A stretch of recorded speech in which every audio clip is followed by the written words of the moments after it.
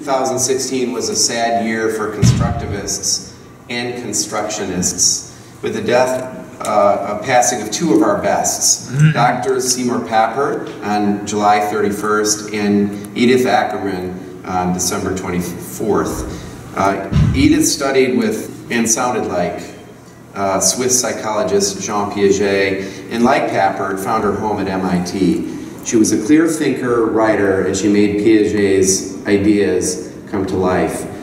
Dr. Papert was truly a legend and unprecedented visionary when it came to children and technology. He set the stage for years of research, and his language logo eventually became Scratch, or at least inspired Scratch, and has helped millions of children learn the magic and power of code. As we enter the new year without them, it's important to remember their voices as we work together to empower every child with digital technologies. Here to accept the Legend Award are his daughter, Artemis Papert, and Seymour's son-in-law and member of the original Scratch team at MIT, Brian Silverman.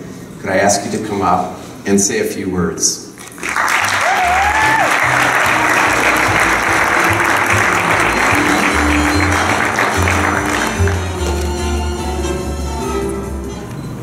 Thank you for having us here. It's really an honor to be here today. I'd like to especially to thank Robin and Warren for allowing Brian Silverman and myself to be here today. I'd like to say a few words about my father, Seymour. He was born in South Africa on the 29th of February, an auspicious day. He was a very special person. He had a very special birthday. The first 2 years of his life, he spent them in the bush. My grandfather was an entomologist, you know, those people that study insects. And while he was growing up, people of any skin color were mingling together. There was no different distinction between whiter skin, darker skin, whatever color skin. And Seymour got in love with cars and engines and car pieces. By the age he was 2, he says he knew the name of every single component of a car engine, but some of them were more special for him. That was the gears. He was playing with them, he was really engaging. There were objects that he later called objects to think with. Gear was personally meaningful for him. That led him later in life to realize how important learning is through personally meaningful experiences and things that make sense to you. It may not make sense to anybody else, but if it's important to you, you learn something. While he was growing up as a little child, his parents were living in a house that later on they learned was called the Black Mambo House. And that explained why occasionally there were some not very nice animals appearing in that house. And by the time my father was 2, my grandmother decided, okay, that's enough. Don't want another animal scare. We're having another child that's about to come soon. We're moving into the city. It should be safer there. So they moved into the city. My grandfather stopped studying insects at the time, but according to a newspaper article from back then, he was one of the best pest control people in town. And when my father became a teenager, he was amazed to see that people that were not white, they didn't have the same opportunities to go to school as the white people did. So he had this idea that seemed absolutely obvious to him. Let's do night classes for them. To his surprise, there was a lot of pushback. No, we can't have that. They can't come in the same school as us. They can't not sit in the same benches as us. And he was there, but you know, how can people think like that? So later in life, he decided he wanted to study philosophy, maybe to get some clues about how people could think like that. He also studied mathematics at the University of Witwatersrand in Johannesburg in South Africa. There he met somebody who later would win a Nobel Prize for his work on helping crack the genetic code and the DNA it was Sidney Brenner. Sid likes to say that he gave Seymour his first job in his physiology lab. And according to Sidney, he said, I was teaching Seymour physiology, he was teaching me mathematics. Thank God it was not the reverse. If you look online, there's a very nice interview of Sidney talking about his early times with Seymour.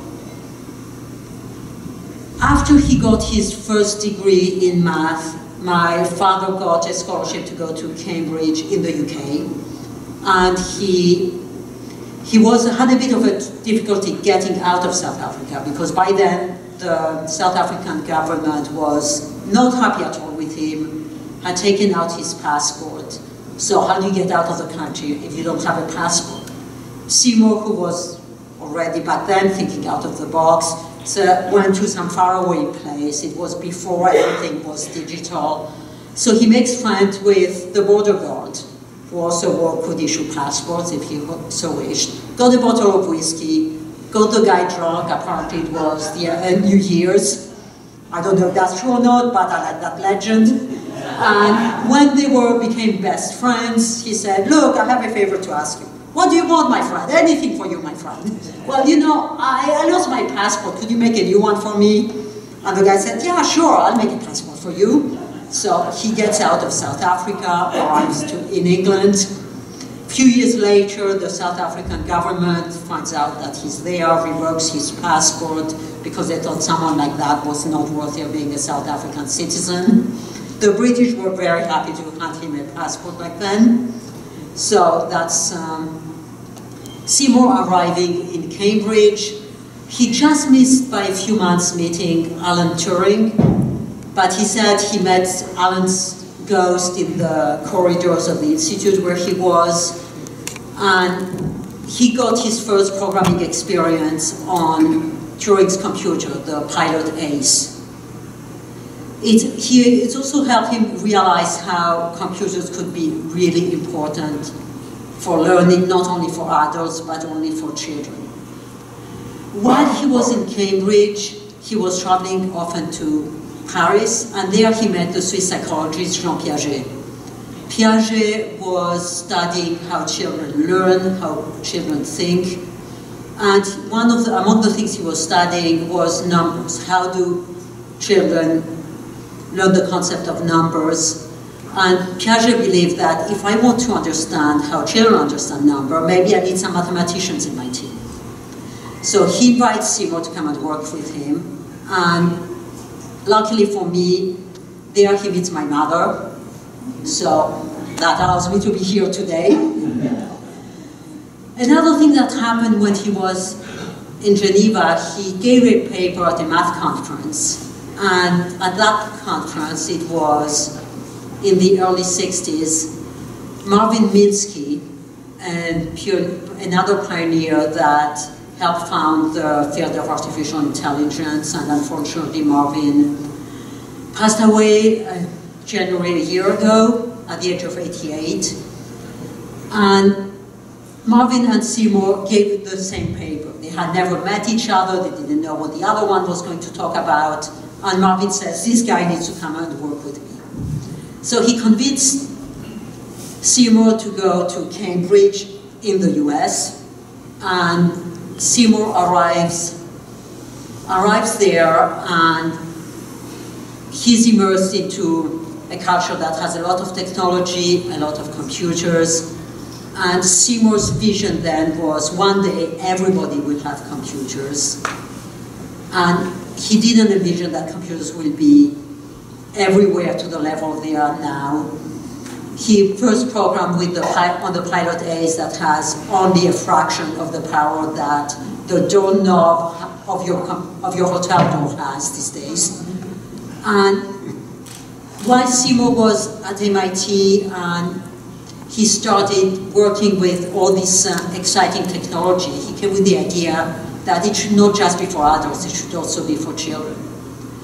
They came with the idea that there should be a programming environment that children could use. And that's how he came with the idea of the Logo programming language, which is a language that he wanted to be simple enough for children to use, but powerful enough for adults to be able to use also. Seymour was a strong believer that things should be intellectually engaging, but not only for a certain age, but across all ages. Logo, the idea of having something like Logo came in the early 60s. It was only in the 70s that personal computers started existing. The Apple II arrived, and Logo became very popular in schools. The problem was a mismatch in philosophy. Logo wanted you to do open-ended, personally meaningful projects. Schools want something that are well-defined, you can measure, you can see how much the children have learned, you can tick boxes. That was not Seymour's vision. Today we have Scratch.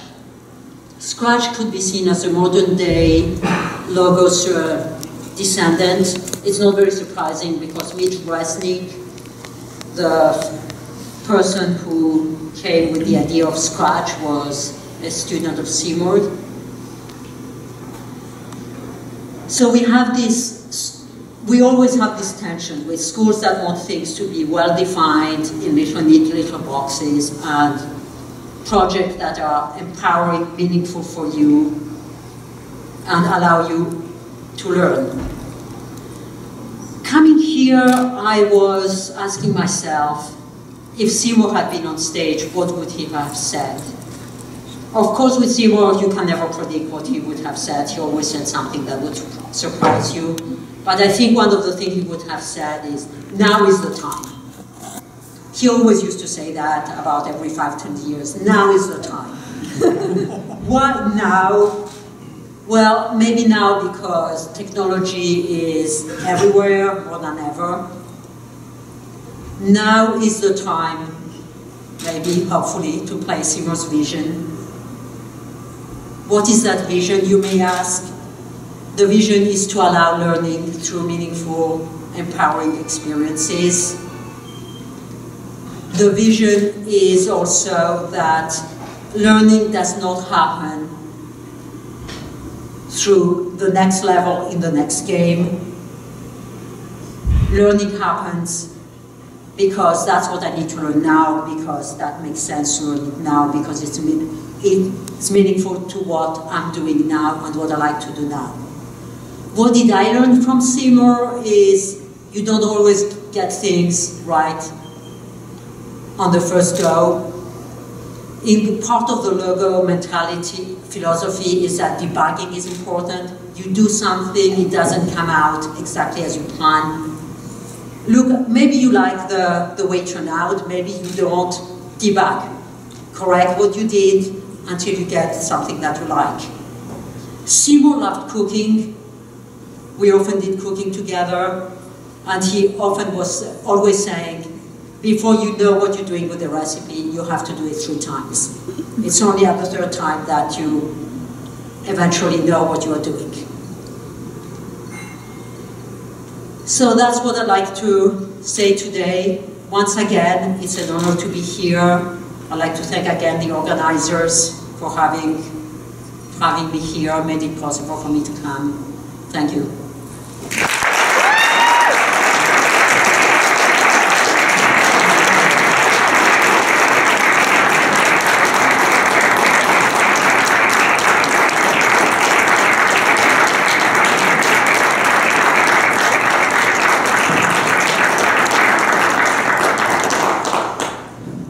Well, so that concludes the KAPIs.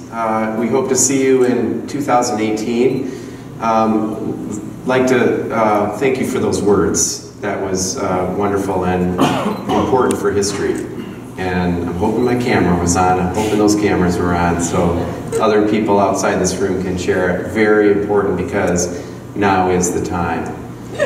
Brian, thanks for coming. And I know that there was one slide here that might be of special significance. What happened on this? Would you mind just sharing that real fast? This wasn't part of the talk. This slide was taken in 1988 in Moscow, where Seymour had arranged a workshop where he invited a lot of people around him from different parts of the world. It included inviting me and Artemis, who didn't really know each other then, and it was the day that that picture was taken that Artemis and I first met. So kind of special. Again, that concludes the awards. If we could have the Schmaltzy Award music now, that'd be awesome. Woo! We're big, baby! Have a good time.